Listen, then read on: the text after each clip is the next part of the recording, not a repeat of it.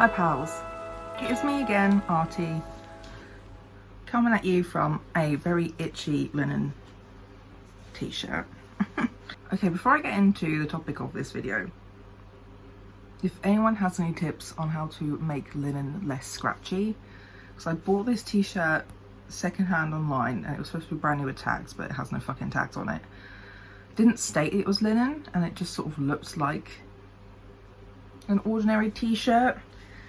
And whilst it looks okay, besides being very wrinkly because it's linen, but it's very scratchy. Is there hope or possibility of making it less scratchy? Or is this just something I'm never going to be able to wear as an autistic person? So I wanted to talk about this topic because I thought we had come a long way and learned. We have not. So my topic today is to talk about generally, but also like morally, gifting animals as presents to people. Like I said, I thought we'd come a long way and learned our lesson, but we have not. There are some people I know in my life who has gifted numerous animals to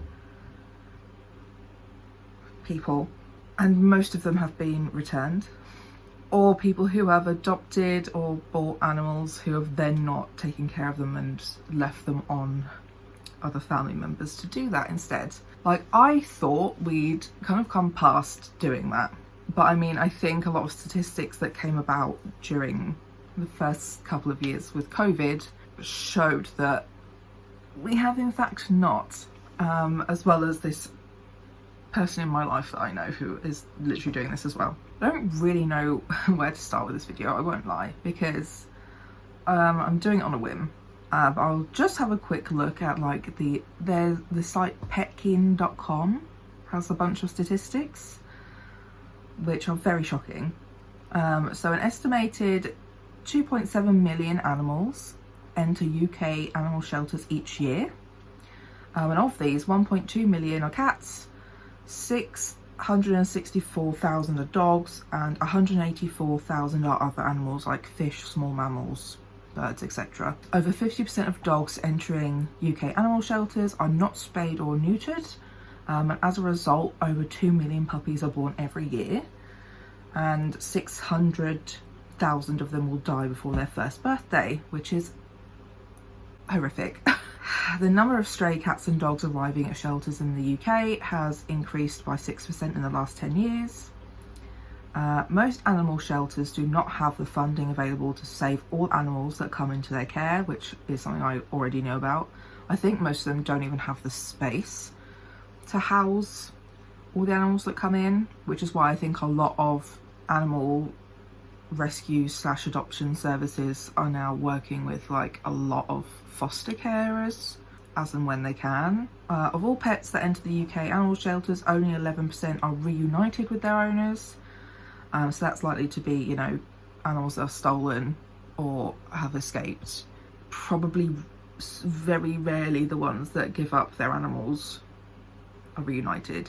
Because there are some cases that I do understand that sometimes the best option for the animal and the person is to give up the animal for foster or adoption.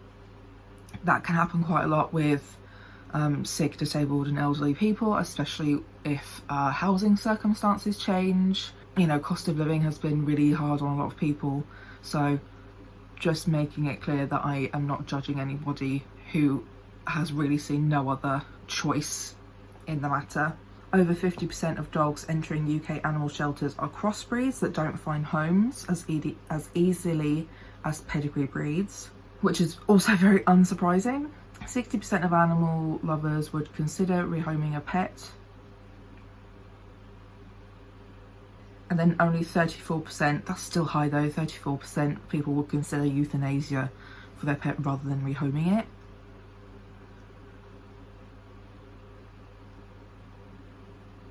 That's a third of people. What? On average, it takes animal shelters 4 days to become full. That's a super vague statistic. Does it explain that? It has a link and it doesn't go anywhere. The most common reasons for animals being abandoned are due to owners moving homes or moving overseas. Yikes, the fuck?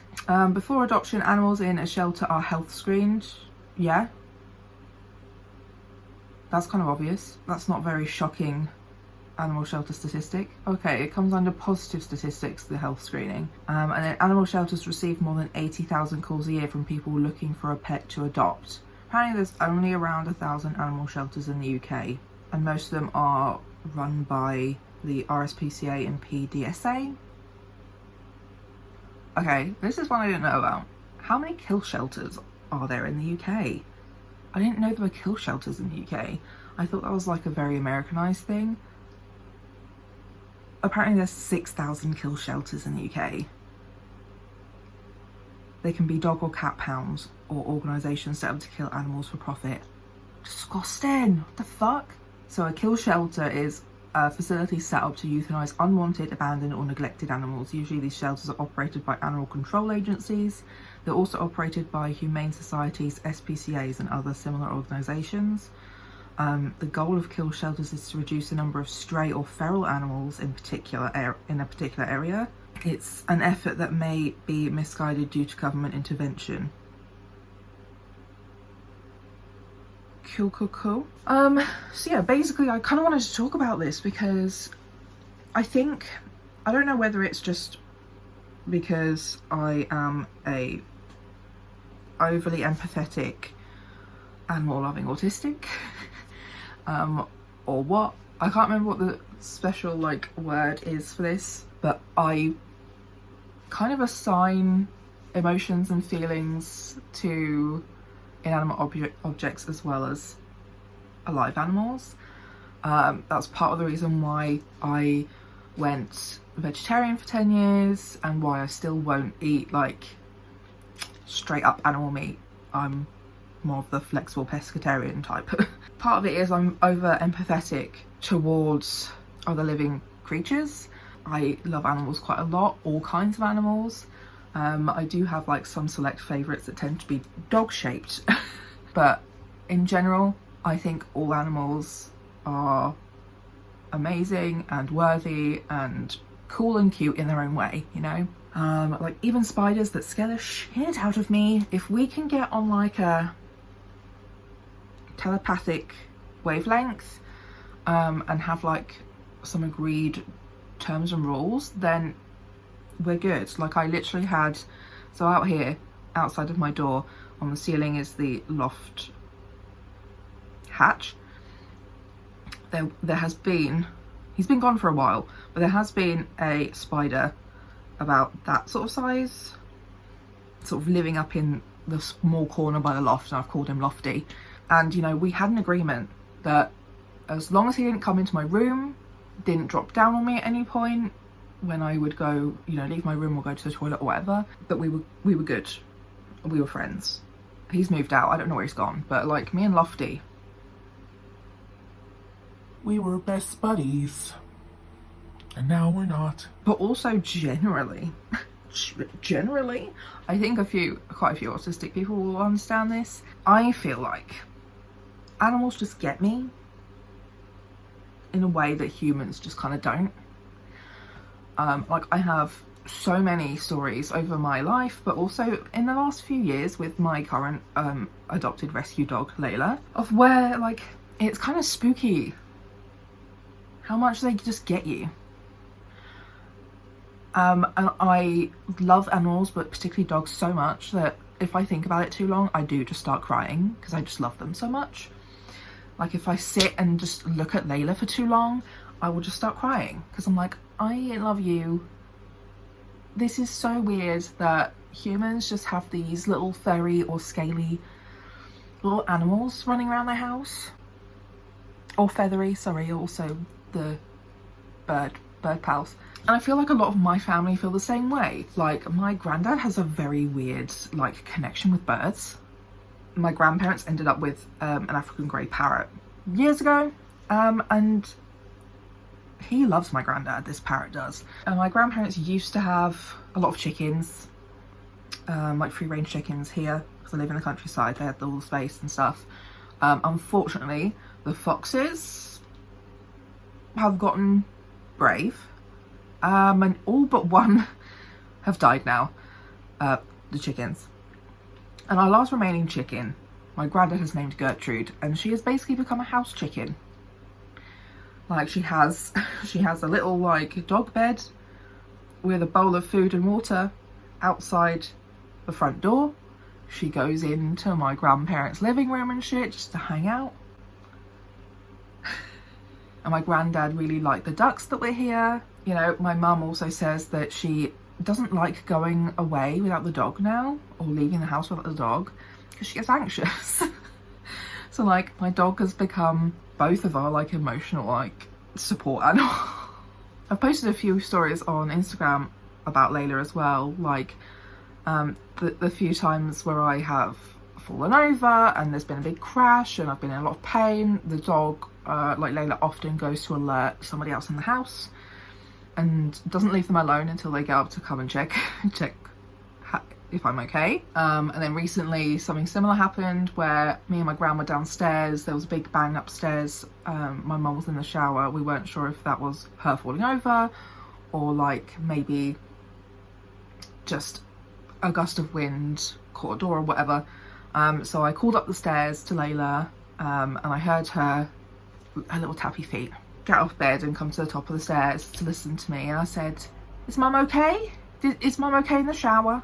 And you could just hear her little tappy feet walk along the hallway to the bathroom and then come back. And I said, "No distress?"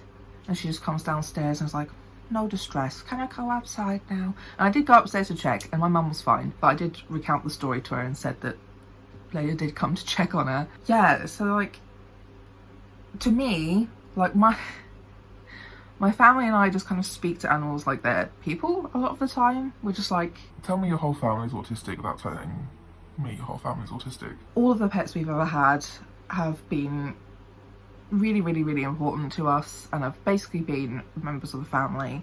And none of them have been gifts.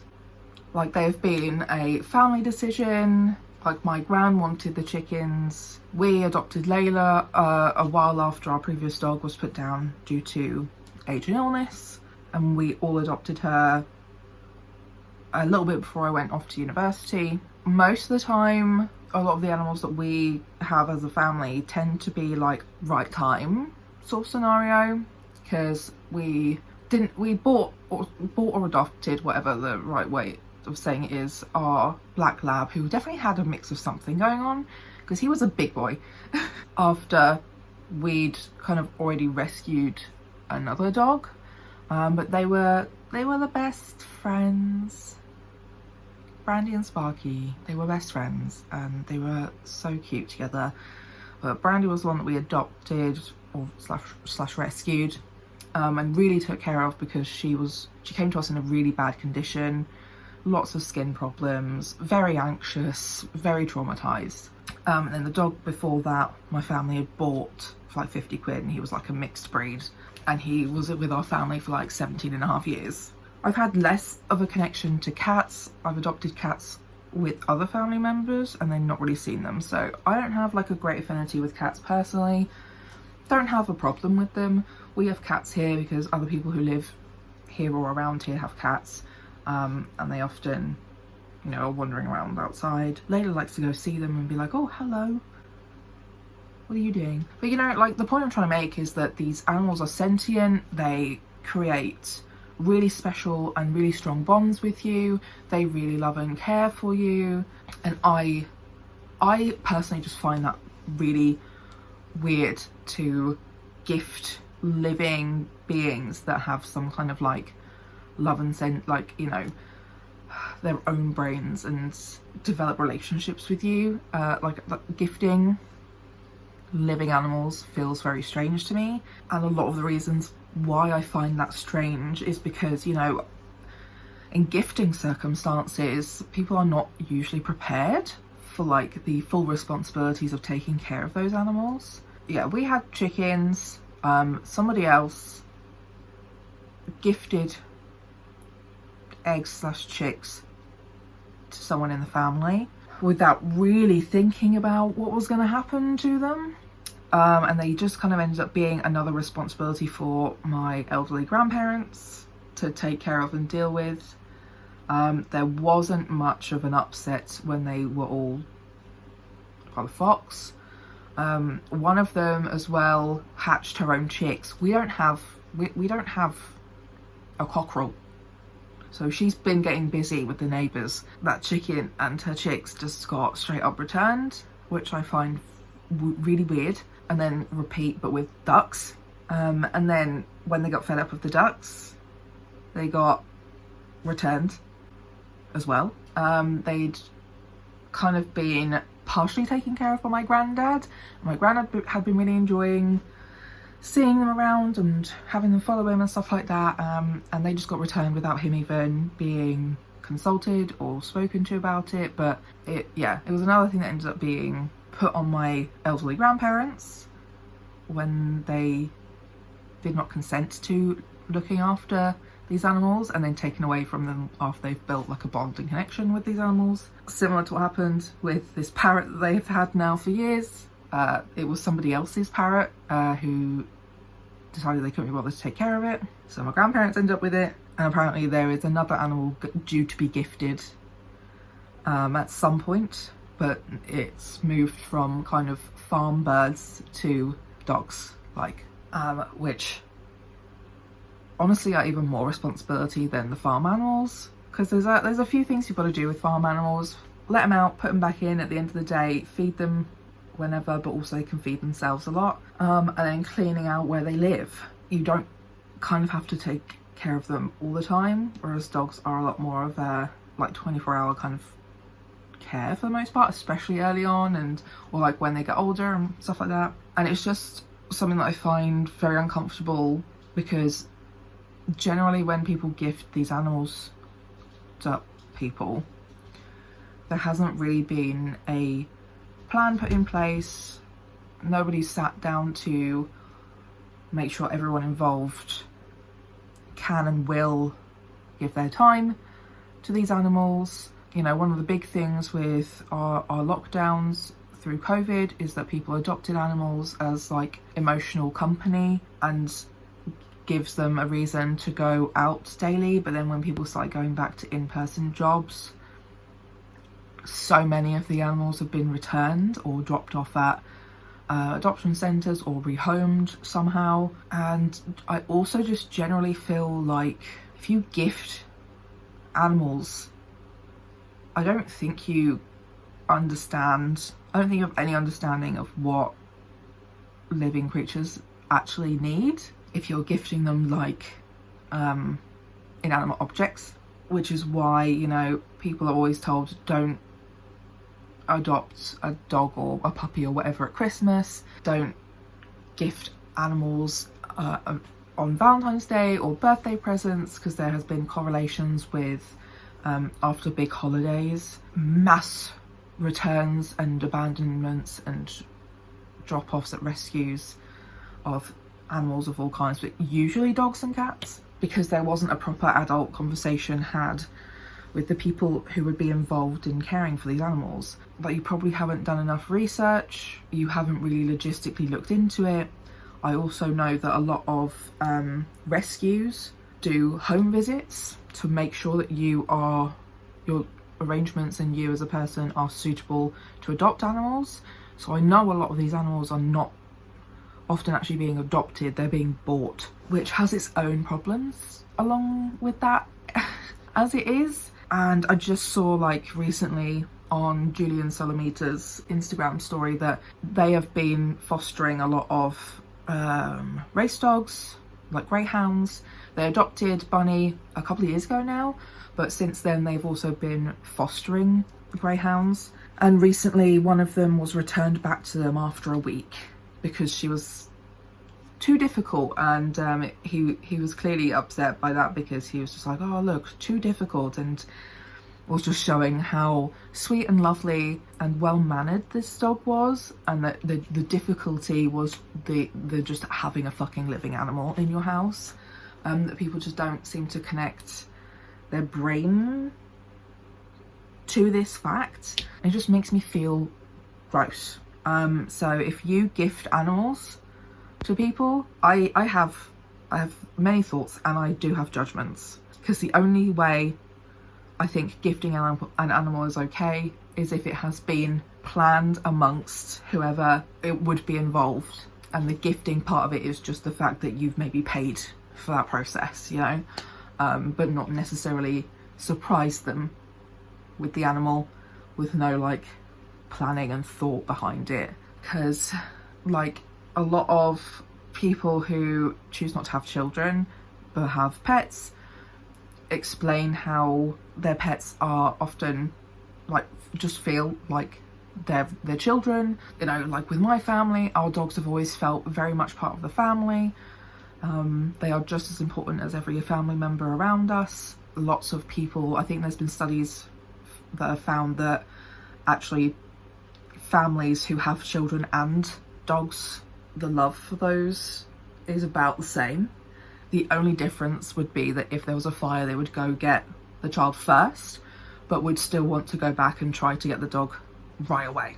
Animals in an animal loving home are top tier, high importance. You know, vet bills are a bitch, but when you love your animal like that, you would pay anything to make sure they're okay. Layla has been an expensive little bitch because she has a sensitive tummy and keeps falling over and hurting her fucking feet. Yeah, I don't really know if this video has made a lot of sense, but it's just something I wanted to talk about because it's just something that's making me feel really weird. And another one of those circumstances where I feel like, you know, history repeats itself constantly because we just don't fucking learn anything from it.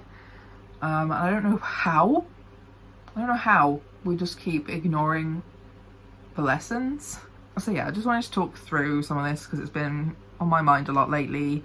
Also due to the business that I'm trying to start is revolving around animals as well. So it's been something I've been looking at and reading up a bit more on, just to have a greater understanding of what it's like in the UK to own pets, specifically dogs. Yeah. Let me know what you think. Do you agree with what I've said? Do you also think it's weird to gift animals as presents? Leave a like on the video. Helps with the algorithm. Subscribe if you haven't already. Let me know in the comments as well if there's anything else you'd like me to talk about generally. I don't normally talk about topics like this specifically. It has got some links to disability in some ways, but like generally it's just me being annoyed about the way people are. And let me know how I can make this not be the worst t-shirt in the world, because yeah, I like the fit and the shape and stuff, and I think it'll probably be good for summer, but like it's very itchy and I don't like it. And I'll see you next week. Bye.